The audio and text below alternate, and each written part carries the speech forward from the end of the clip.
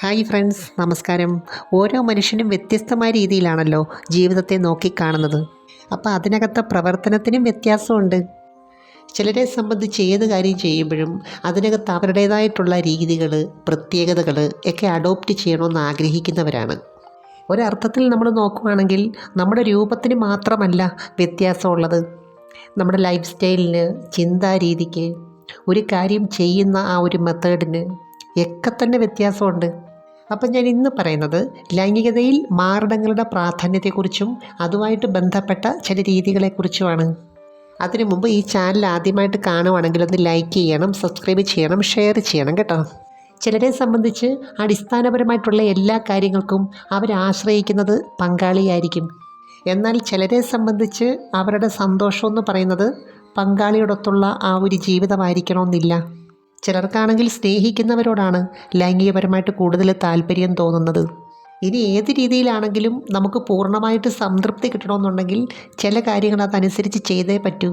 അപ്പോൾ ഇതിനകത്ത് മാരടങ്ങൾക്ക് അതിൻ്റേതായ പ്രാധാന്യമുണ്ട്.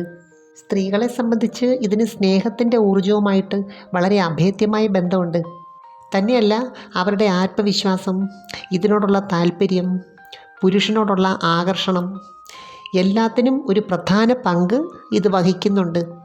മാത്രമല്ല, അവർക്ക് സ്ത്രൈണതയെക്കുറിച്ച് ഒരു പ്രത്യേക ബോധം ഉണ്ടാക്കി കൊടുക്കുന്നുണ്ട്.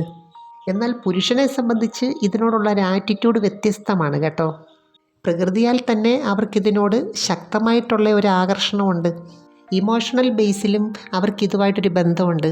കാരണം അവരുടെ ആദ്യത്തെ ആഹാരം ഇതിൽ നിന്നായിരുന്നു. പിന്നീട് ചില ഹോർമോൺസിൻ്റെ പ്രവർത്തനത്തിൻ്റെ ഫലമായിട്ട് അതിനോടുള്ള ആറ്റിറ്റ്യൂഡ് മാറുന്നു, കാമം കൂടുതലായിട്ട് തോന്നുന്നു. അതുകൊണ്ട് തന്നെ ഇതിനകത്ത് പ്രവർത്തിക്കുമ്പോൾ രണ്ട് തരത്തിലുള്ള ഊർജവും പുരുഷന് വരുന്നുണ്ട്. ഒന്ന് സ്നേഹത്തിൻ്റെയും മറ്റൊന്ന് കാമത്തിൻ്റെയും. ഇത് ഓരോ സാഹചര്യത്തിലും കൈകാര്യം ചെയ്യുന്ന രീതിക്കനുസരിച്ച് വ്യത്യാസം വരും. നിങ്ങൾക്ക് ശ്രദ്ധിച്ചാൽ മനസ്സിലാവും, ആലിംഗനത്തിൻ്റെ സമയത്ത് എപ്പോഴും സ്നേഹത്തിൻ്റെ ഊർജ്ജമായിരിക്കും വരുന്നത്, അതുപോലെ തന്നെ ചുംബനത്തിൻ്റെ സമയത്തും. എന്നാൽ ബ്രെയിൻ സിസ്റ്റം ഇതിനെ ലിംഗത്തിലേക്ക് ഫോക്കസ് ചെയ്യുമ്പം അവിടെ കാമത്തിൻ്റെ ഊർജ്ജം ഉണ്ടാവും. സ്ത്രീയിലും ഈ ഒരു ഊർജ്ജം ഉണ്ടാകാനുള്ള പ്രധാന കാരണം ലിംഗം തന്നെയാണ്. എന്ന് വെച്ചാൽ ബ്രെയിനിൽ ഏതോ രീതിയിൽ അതിൻ്റെ ഒരു കണക്ഷൻ വരുന്നുണ്ട്. എന്നാൽ സ്നേഹം കൂടുതലായിട്ട് വരുമ്പോൾ അവരുടെ മൈൻഡ് മാരടത്തിൻ്റെ ഭാഗത്തായിരിക്കും കൂടുതൽ ഫോക്കസ് ചെയ്യുന്നത്. ഈ ഒരു വിഷയത്തിൽ സ്ത്രീകളിൽ തന്നെ ഹാർഡായിട്ടുള്ള നേച്ചറുള്ളവരുമുണ്ട്, സോഫ്റ്റായിട്ടുള്ള നേച്ചറുള്ളവരുമുണ്ട്. ഓരോ സാഹചര്യത്തിലും എങ്ങനെ റെസ്പോൺസ് ചെയ്യുന്നു അതനുസരിച്ച് മാത്രമേ ഏത് കാറ്റഗറിയാണെന്ന് മനസ്സിലാക്കാനൊക്കത്തുള്ളൂ. എന്നാൽ ചില കേസുകളിൽ മുലക്കണ്ണിൻ്റെ ഭാഗത്ത് സെൻസിറ്റിവിറ്റി കൂടുതലായിട്ടുള്ളതുമുണ്ട്. അതുകൊണ്ട് പങ്കാളി ഏത് നേച്ചറാണെന്ന് അറിഞ്ഞ് ചെയ്യുന്നതായിരിക്കും അവർക്ക് കൂടുതൽ സംതൃപ്തി കിട്ടുന്നത്. എനിക്ക് തോന്നുന്നു ഒരു പുരുഷന് ഏറ്റവും കൂടുതൽ ആകർഷണം തോന്നുന്നത് സ്ത്രീയുടെ മുഖത്തിനോടാണ്. അത് കഴിഞ്ഞാൽ പിന്നെ ഇതിനോടായിരിക്കും. അപ്പോൾ ഇതിൻ്റെയൊക്കെ ആ ആരോഗ്യവും ഭംഗിയൊക്കെ സൂക്ഷിക്കേണ്ടത് സ്ത്രീകളെ സംബന്ധിച്ച് വളരെ അത്യാവശ്യമാണ്. സമീകൃതമായ ആഹാരം, നല്ല വ്യായാമം, നല്ല ഉറക്കം, അതുപോലെ തന്നെ ടെൻഷനില്ലാത്ത മനസ്സ്, ഈ 4 കാര്യങ്ങളും ഇതിൻ്റെ ആരോഗ്യത്തെയും സൗന്ദര്യത്തെയും മെച്ചപ്പെടുത്തും. കാരണം ഈ 4 കാര്യങ്ങളുണ്ടെങ്കിൽ മാത്രമേ ഹോർമോൺസ് ശരിയായ രീതിയിൽ പ്രവർത്തിക്കത്തുള്ളൂ. ഈസ്ട്രജൻ, പ്രൊജസ്ട്രോൺ, അതുപോലെ തന്നെ ഓക്സിറ്റോസിൻ ഇതിൻ്റെ രൂപഭംഗിക്ക് ഏറ്റവും പ്രധാനമാണ്. ചിലരെ സംബന്ധിച്ച് ഇവിടെ കൂടുതലായിട്ടും പെരുമാറാൻ പറ്റുന്ന മെത്തേഡുകളായിരിക്കും അവർ തിരഞ്ഞെടുക്കുന്നത്. എനിക്ക് തോന്നുന്നു ഫേസ് ടു ഫേസിനേക്കാൾ പുരുഷൻ പിന്നിൽ വരുന്ന രീതികളുണ്ടല്ലോ, അതായിരിക്കും ഇതിന് കൂടുതൽ കെയർ കിട്ടുന്നത്. ആഴ്ചയിൽ 3 പ്രാവശ്യമെങ്കിലും മാരടങ്ങളിൽ മസാജ് ചെയ്യുന്നത് രക്തയോട്ടം വർദ്ധിപ്പിക്കാനും അതുപോലെ തന്നെ ക്യാൻസർ പോലുള്ള രോഗങ്ങൾ വരാതിരിക്കാനും വളരെ നല്ലതാണ്. നമ്മുടെ ശരീരത്തിൻ്റെ ഒരു രീതി വെച്ച് നോക്കുകയാണെങ്കിൽ ഏത് ഭാഗത്താണോ കൂടുതലായിട്ട് കെയർ കിട്ടുന്നത് അവിടെ നന്നായിട്ട് മെച്ചപ്പെടും. എനിക്ക് തോന്നുന്നു സ്ത്രീകളെ സംബന്ധിച്ച് ഈ ഒരു കാര്യത്തിനകത്ത് എന്തെങ്കിലുമൊക്കെ ഇങ്ങനെ പറഞ്ഞ് ചെയ്യിപ്പിക്കുന്നതിനോട് പ്രത്യേകിച്ച് വലിയ താല്പര്യമൊന്നുമില്ല.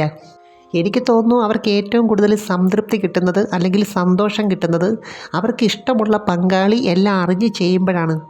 അതുപോലെ അവർക്ക് ആത്മവിശ്വാസമുള്ള ഭാഗങ്ങളിൽ കൂടുതലായിട്ട് പെരുമാറുന്നതും അതിനെ പുകഴ്ത്തുന്നതും അവർക്കിഷ്ടമാണ്. ഓരോ വ്യക്തിക്കും പോസിറ്റീവായിട്ടുള്ള എന്തെങ്കിലുമൊക്കെ കാര്യങ്ങൾ കാണും. പങ്കാളികൾ തമ്മിൽ പരസ്പരം അങ്ങോട്ടും ഇങ്ങോട്ടും അതെന്താണെന്ന് കണ്ടെത്തണം.